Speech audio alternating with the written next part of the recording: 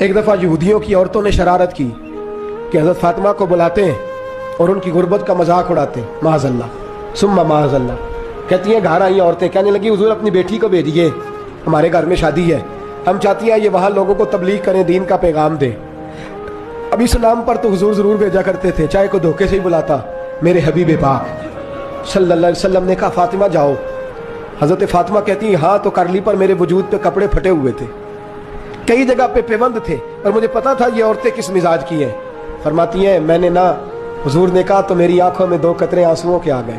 میں نے کہا یا اللہ اپنے لیے نہیں، تیرے نبی کے دین کے وقار کے لیے، یا اللہ یہ عورتیں یہ بڑے برے خیالات اور نظریات کی ہیں، یہ مذاق اڑائیں گی دین اسلام کا، مہربانی فرما، نظر کرم فرما۔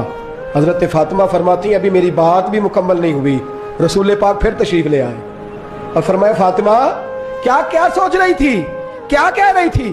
کہ حضور کوئی خاص نہیں۔ فرمایا نہیں، کچھ تو کہہ ہی رہی تھی، کچھ تو سوچ ہی رہی تھی۔ کہتی ہے میں نے بادشاہی کے نظارے گھر میں دیکھے، کچھ تو سوچ رہی تھی۔ حضور کیا ہوا؟ فرماتے ہیں حضور نے چادر مبارک کھولی، اندر سے جوڑا نکالا، فرمایا پتہ نہیں تو نے کیا سوچا ہے، جبریل جنت سے جوڑا لے کے پہنچ